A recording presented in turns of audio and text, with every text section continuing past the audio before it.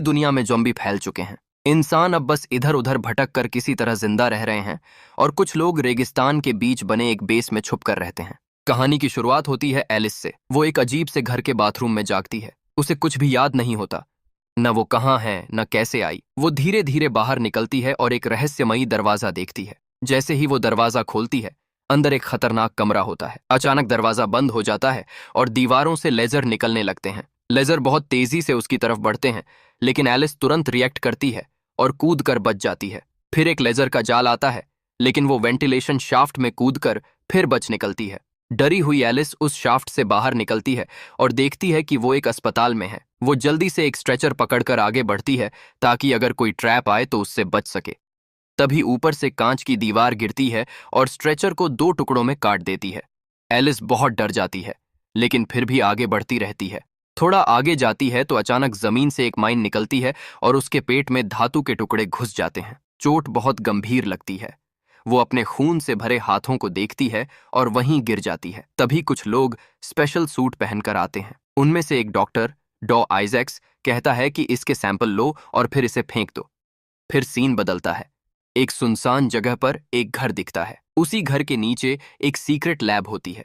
वहां से लोग एलिस की बॉडी को बाहर लाते हैं और एक गड्ढे में फेंक देते हैं, जहां पहले से ही बहुत सारी एलिस की लाशें पड़ी होती हैं। यानी ये असली एलिस नहीं थी, ये उसकी क्लोन थी। अब सवाल उठता है, असली एलिस कहाँ है? असल में ये पूरी लैब अम्ब्रेला कॉर्पोरेशन की है। उन्होंने एक खतरनाक वायरस टी वायरस पर एक्सपेरिमेंट किया था, जो लोगों को जंबी बना देता है। शुरुआत में ये वायरस रैकून सिटी में फैला था, लेकिन कुछ ही हफ्तों में पूरे अमेरिका और फिर पूरी दुनिया में फैल गया। इस वायरस ने सिर्फ इंसानों को ही नहीं, बल्कि पूरी प्रकृति को भी बर्बाद कर दिया। नदियां सूख गईं, जंगल खत्म हो गए और हर जगह रेगिस्तान बन गया। अब असली एलिस भी बाकी बचे लोगों की तरह अमेरिका में भटक रही है, खाने और पेट्रोल की तलाश में। एक दिन वो एक छोड़ी हुई बिल्डिंग में जाती है। वो बहुत सावधानी से अंदर बढ़ती है, क्योंकि हर कोने में खतरा हो सकता है। तभी उसे एक औरत दिखती है जो अपने बच्चे के साथ होती है। वो औरत रोते हुए एलिस से मदद मांगती है। एलिस चुपचाप अपनी गन छुपा देती है और बच्चे को गोद में उठा लेती है। लेकिन जैसे ही वो ध्यान से देखती है, उसे पता चलता है कि वो बच्चा नहीं, बल्कि एक गुड़िया है। तभी अचानक कोई उस पर गन तान देता है। सामने एक लुटेरों का परिवार खड़ा होता है। उनमें से एक आदमी एलिस के साथ बदतमीजी करने लगता है, लेकिन एलिस उसे जोरदार लात मारकर गिरा देती है।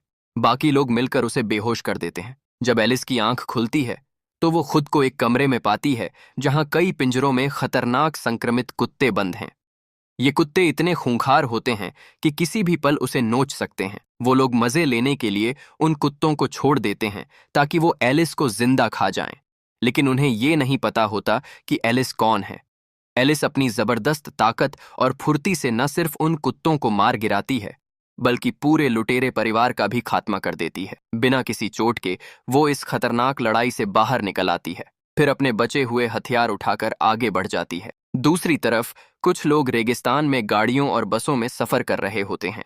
इस ग्रुप में क्लेयर, कार्लोस, एलजे, बेट्टी और ऑटो जैसे लोग शामिल हैं। ये लोग आपस में रेडियो के जरिए बात करते रहते हैं और रास्ते की परेशानियों से निपटते हैं। लेकिन रास्ते में लगातार ज़ॉम्बी भी सामने आते रहते हैं। उधर अम्ब्रेला कॉर्पोरेशन की लैब में डॉ आइजैक्स चेयरमैन वेस्कर को रिपोर्ट दे रहा होता है। वो बताता है कि ये ज़ॉम्बी बिना खाए भी जिंदा रह सकते हैं, लेकिन उन्हें इंसानी मांस की चाह हमेशा रहती है और ये हालत सालों तक चल सकती है। वेस्कर उसे एलिस प्रोजेक्ट के बारे में बताने को कहता है। आइजैक्स बताता है कि एलिस के खून में मौजूद एंटीबॉडी से वो एक सीरम बना सकता है, जो टी वायरस के असर को कम कर सकता है। इससे ज़ॉम्बी थोड़े समझदार भी हो सकते हैं और उनका खून पीने का पागलपन कम हो सकता है। वो तो यहां तक सोचता है कि इन ज़ॉम्बी को पालतू बनाकर काम करवाया जा सकता, लेकिन कंपनी के लोग उसकी बातों पर भरोसा नहीं करते, क्योंकि उसके कई एक्सपेरिमेंट पहले फेल हो चुके हैं। इस पर आइजैक्स कहता है कि उसे असली एलिस चाहिए, क्योंकि अभी वो सिर्फ उसके क्लोन पर काम कर रहा है, इसलिए रिजल्ट सही नहीं आ रहे। उसे आदेश दिया जाता है कि किसी भी तरह अपने रिसर्च को पूरा करे, क्योंकि एलिस इस प्रोजेक्ट का सबसे अहम हिस्सा है। मीटिंग खत्म होने के बाद पता चलता है कि चेयरमैन असल में वहां थे ही नहीं, बल्कि वो सिर्फ होलोग्राम थे। इधर एलिस अपनी यात्रा जारी रखती है। वो एक गैस स्टेशन पर पहुंचती है और एक जंबी को क्रॉसबो से मारकर रास्ता साफ करती है, लेकिन वहां पेट्रोल नहीं मिलता। फिर वो एक खाली पड़े स्टोर में जाती है। अंदर उसे एक दरवाजा दिखता है, जिसे खोलने पर सड़ी हुई लाश और मक्खियों का झुंड दिखाई देता है। बदबू से परेशान होकर वो जल्दी बाहर निकलना चाहती है, लेकिन तभी उसकी नजर जमीन पर पड़ी एक खुली डायरी पर जाती है। वो उसे उठाकर बाहर आ जाती है। बाहर वो उस जंबी को देखती है जिसे उसने मारा था, और एक बड़ा कौआ उसकी लाश को खा रहा होता है। उधर क्लेयर का ग्रुप भी आगे बढ़ता रहता है। वो लोग एक खाली मोटल पर रुकने का फैसला करते हैं। ग्रुप का एक सदस्य माइकी बाकी सर्वाइवर से संपर्क करने की कोशिश करता है, लेकिन कोई जवाब नहीं मिलता। कार्लोस और एलजे सावधानी से मोटल के अंदर जाते हैं और हर कमरे को चेक करने लगते हैं। तभी एक कमरे का दरवाजा खोलता है। अचानक से हॉलवे में से एक जंबी उस आदमी पर झपट पड़ता है, लेकिन वो उसे किसी तरह मार गिराता है। अभी वो संभल ही रहा होता है कि तभी एक और फीमेल जंबी आकर उसे काट लेती है। इस बात को कार्लोस और बाकी लोगों से छुपा लेता है। उधर अंडरग्राउंड लैब में नए एक्सपेरिमेंट चल रहे होते हैं। डॉ आइजैक्स एक जंबी को एलिस के क्लोन के खून से बना सीरम इंजेक्ट करता है। पहले तो वो जॉम्बी काफी समझदार लगने लगता है। फोन इस्तेमाल करता है, कैमरा चलाता है, मतलब उसे चीजें याद भी रहती हैं और वो सोच भी सकता है। लेकिन अचानक ही वो कंट्रोल खो देता है और पागलों की तरह वैज्ञानिकों पर टूट पड़ता है। सबको मार डालता है। आइजैक्स कांच के पीछे खड़ा ये सब आराम से देखता रहता है। रेगिस्तान में ऑटो सबको डिब्बा बंद खाना बांट रहा होता है। खाने की कमी है, लेकिन पेट्रोल उससे भी ज्यादा कम है। कार्लोस आसपास कैमरे और मोशन सेंसर लगवा देता है ताकि कोई खतरा पास आए तो पता चल सके। मिकी चेक करता है कि सब कुछ सही काम कर रहा है और फिर दूसरे बचे हुए लोगों से संपर्क करने की कोशिश करता है। एलिस को भी उनका सिग्नल मिलता है, लेकिन वो उसे इग्नोर कर देती है। वो डायरी पढ़ रही होती है जिसमें लिखा होता है कि अलास्का में कोई जंबी नहीं है, वहां नई जिंदगी शुरू की जा सकती है। उधर डॉ आइजैक्स एक और एलिस का क्लोन एक्टिव करता है। उसी समय असली एलिस को रैकून सिटी से भागने की यादें आने लगती हैं। उसके आसपास की चीजें हवा में उड़ने लगती हैं। जैसे ही क्लोन जागता है, असली एलिस भी उसी पल आंख खोलती है और सारी चीजें जमीन पर गिर जाती हैं, उसकी बाइक भी। तभी व्हाइट क्वीन नाम का एआई सिस्टम लैब में आता है और बताता है कि कहीं बहुत स्ट्रॉन्ग मानसिक शक्ति सायोनिक एक्टिविटी डिटेक्ट हुई है। आइजैक्स सोचता है कि ये क्लोन की वजह से होगा, लेकिन व्हाइट क्वीन बताती है कि ये सिग्नल बाहर रेगिस्तान से आ रहा है। तब आइजैक्स समझ जाता है कि ये सिर्फ असली एलिस ही कर सकती है। एलिस अकेले रेगिस्तान में घूम रही होती है। उधर सर्वाइवर्स अपनी गाड़ियों में आराम कर रहे होते हैं। तभी के मार्ट नाम की लड़की को बाहर से अजीब सी आवाज सुनाई देती है। वो डरते डरते बाहर देखती है और एक अजीब आक्रामक पक्षी को देखती है। वो सबको बता देती है। थोड़ी ही देर में पता चलता है कि हजारों इन्फेक्टेड कौवे उन्हें चारों तरफ से घेर चुके हैं। कार्लोस और क्लेयर सबको गाड़ियों के अंदर रहने को कहते हैं। अचानक सारे कौवे हमला कर देते हैं। सब लोग जल्दी जल्दी गाड़ियां स्टार्ट करके भागने लगते हैं, लेकिन एक गाड़ी रेत में फंस जाती है। एलजे और बेट्टी भागकर बस में चढ़ते हैं। जैसे तैसे वो अंदर पहुंचते हैं, लेकिन कौवे बस पर टूट पड़ते हैं। अफरा तफरी में ड्राइवर एक खंभे से टकरा जाता है और बस रुक जाती है। अब कौवे बस की खिड़कियां तोड़ने लगते हैं। क्लेयर ये देखकर कार्लोस से कहती है कि तुरंत लोगों को बचाना होगा। दोनों मिलकर लोगों को बस से निकालकर ट्रक में शिफ्ट करने लगते हैं, लेकिन इस दौरान कई लोग मारे जाते हैं। बेट्टी, ऑटो और कुछ और लोग। कौवों को भगाने के लिए फ्लेम थ्रोअर इस्तेमाल किया जाता है, लेकिन वो कंट्रोल से बाहर हो जाता है। आग फैल जाती है और कार्लोस और एक लड़की की जान खतरे में पड़ जाती है। कार्लोस खुद को आग से बचाने की कोशिश करता है। अचानक आग की तेज लपटें जो लोगों की तरफ बढ़ रही थीं, बस 1 मीटर पहले ही रुक जाती हैं। डरे हुए लोग ऊपर देखते हैं तो सामने एलिस खड़ी होती है। वही अपनी सुपर पावर से आग को रोक देती है। फिर वो आग को और भी ज्यादा ताकतवर बना देती है और देखते ही देखते पूरा रेगिस्तान का आसमान आग से भर जाता है। एलिस सबकी जान बचा लेती है, लेकिन अब वो छिपी नहीं रहती, सबके सामने आ जाती है। उधर व्हाइट क्वीन आइजैक्स को बताती है कि सैटेलाइट ने कुछ अजीब गतिविधि पकड़ी है और शक है कि वो एलिस ही है।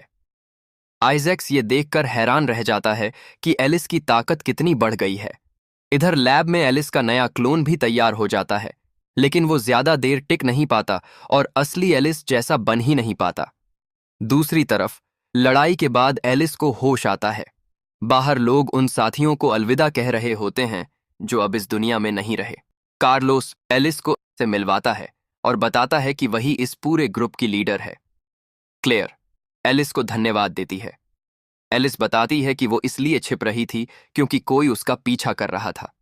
वो चुपके से अम्ब्रेला के बेस में घुसी, कंप्यूटर हैक किया और सैटेलाइट का रास्ता डाउनलोड कर लिया ताकि वो उनकी नजरों से बच सके। इतने समय बाद कार्लोस और एलिस मिलते हैं तो दोनों बहुत खुश होते हैं, लेकिन सैटेलाइट फिर से एलिस की लोकेशन पकड़ लेता है। आइजैक्स का कंप्यूटर 62% पक्का करता है कि वो एलिस ही है। मतलब अब उसे और सावधान रहना होगा। क्लेयर एलिस को धन्यवाद देती है, लेकिन उससे कहती है कि वो ग्रुप छोड़ दे, क्योंकि अगर लोग एलिस के साथ रहेंगे तो उनकी जान खतरे में पड़ सकती है। आइजैक्स कहता है कि जल्दी से एलिस को पकड़ो, लेकिन वेस्कर कहता है कि ऐसा फैसला सिर्फ कमेटी ही ले सकती है। आइजैक्स को डर है कि एलिस फिर से हाथ से निकल जाएगी, क्योंकि उसका डीएनए उसकी रिसर्च के लिए बहुत जरूरी है। इसी बीच एलिस क्लेयर और बाकी लोगों को अलास्का के बारे में बताती है, एक ऐसी जगह जो अभी तक वायरस से सुरक्षित है। क्लेयर को शक होता है, क्योंकि उसे लगता है ये बस एक सपना हो सकता है, लेकिन कार्लोस कहता है कि लोगों को उम्मीद चाहिए, वरना सब हार मान लेंगे। आखिर में क्लेयर वोटिंग करवाती है और सब लोग अलास्का जाने के लिए हाँ कर देते हैं। अब सवाल आता है, इतनी लंबी यात्रा के लिए खाना और पेट्रोल कहाँ से मिलेगा? छोटे शहरों में कुछ नहीं बचा तो क्लेयर फैसला करती है कि वो लास वेगास जाएंगे। उधर डॉ आइजैक्स चाल चलता है। वो वेस्कर की आवाज में नकली आदेश बना देता है, जिससे अब पूरा कंट्रोल उसके हाथ में आ जाता है। और फिर अम्ब्रेला के हेलीकॉप्टर एलिस को ढूंढने निकल पड़ते हैं। इधर एलजे की हालत खराब होती जा रही है, क्योंकि उसे जंबी ने काट लिया है, लेकिन वो किसी को सच नहीं बताता। आखिरकार ग्रुप लास वेगास पहुंचता है, लेकिन वहां कोई नहीं होता। कभी चमकने वाला शहर अब एक सुनसान रेगिस्तान बन चुका है। अचानक रास्ते में चलते चलते सभी लोग एक अजीब से बड़े कंटेनर के सामने रुक जाते हैं। मजबूरी में सबको गाड़ियों से उतरकर उसे हटाने की कोशिश करनी पड़ती है। तभी एलिस धीरे धीरे उसके पास जाती है और उसे महसूस होता है कि अंदर कोई है। अचानक वो कंटेनर जोर से खुलता है और देखते ही देखते दर्जनों जंबी बाहर निकल आते हैं। चारों तरफ अफरा तफरी मच जाती है। सब लोग तुरंत अलर्ट हो जाते हैं और जंबी पर टूट पड़ते हैं। कोई सिर पर गोली मारता है तो कोई गला काट देता है। तभी पता चलता है कि ये आइजैक्स का लगाया हुआ जाल था। वो किसी भी कीमत पर एलिस को पकड़ना चाहता है। वो उसकी ताकत देखकर हैरान होता है और सैटेलाइट सिग्नल से उसे कंट्रोल करने का आदेश देता है। कुछ सेकंड के लिए एलिस उस सिग्नल के असर में आ जाती है, लेकिन फिर वो खुद को संभाल लेती है और उसका असर तोड़ देती है। उधर लड़ाई जारी रहती है, लेकिन इस बार कुछ लोग जान नहीं बचा पाते। तभी एलजे भी अचानक जंबी जैसा हो जाता है। मजबूरी में कार्लोस उसे गोली मारता है, लेकिन मरने से पहले एलजे उसे काट लेता है। एलिस अब पूरी तरह कंट्रोल से बाहर है। वो कॉरपोरेशन के लोगों पर टूट पड़ती है और सबको खत्म कर देती है। आइजैक्स को भी एक जंबी काट लेता है, लेकिन वो हेलीकॉप्टर में भागकर खुद को एंटीवायरस इंजेक्ट कर लेता है। अब एलिस प्लान बदलती है। अलास्का जाने के बजाय वो हेलीकॉप्टर कब्जे में लेकर उड़ना चाहती है। दूसरी तरफ आइजैक्स लैब में खुद पर वैक्सीन की कई डोज लगा लेता है, लेकिन इससे वो और भी खतरनाक बन जाता है। कॉरपोरेशन के लोग उसे मारने की कोशिश करते हैं, गोली भी मारते हैं, लेकिन वो नहीं मरता। उल्टा उसके हाथ की जगह लंबे लंबे टेंटिकल्स निकल आते हैं और वो सबको मार देता है। उधर सर्वाइवर्स को हेलीकॉप्टर दिख जाता है, लेकिन वो हजारों जंबी से घिरा हुआ है।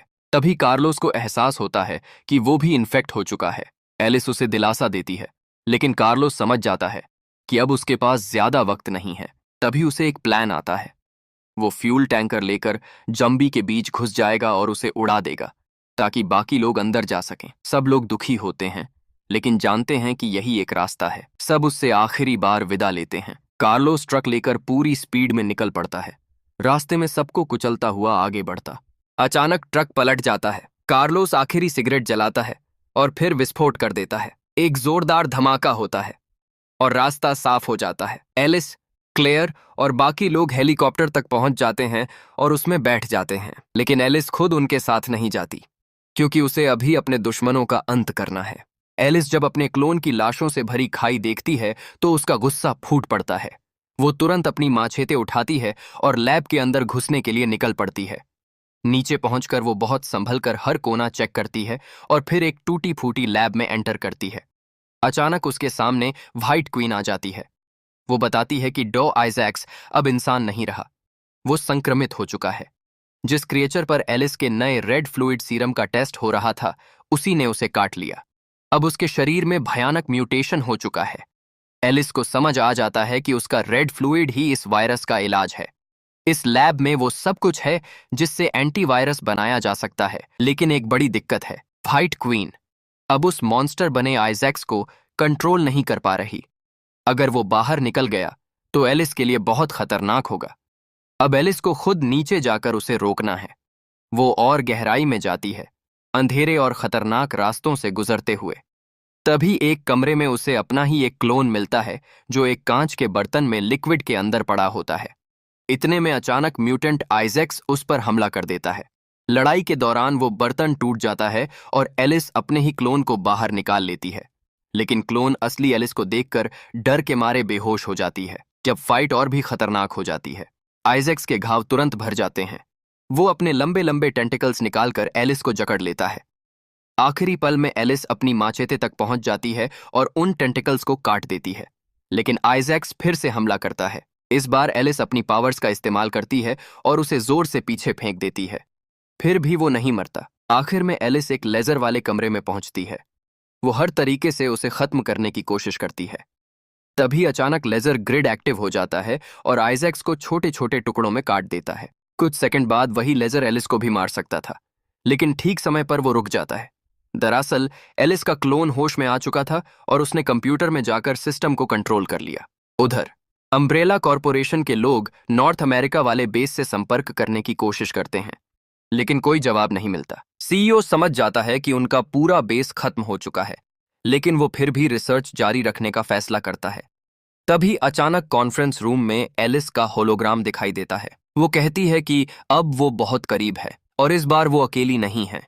उसके साथ हैं उसके हजारों क्लोन, जो पूरी दुनिया को बचाने और इस बुरे कॉरपोरेशन को खत्म करने के। क्या एलिस सच में दुनिया को बचा पाएगी, या फिर ये ताकतवर कंपनी और उसकी आर्मी जीत जाएगी? इसी के साथ यह मूवी यहीं पर खत्म हो जाती है।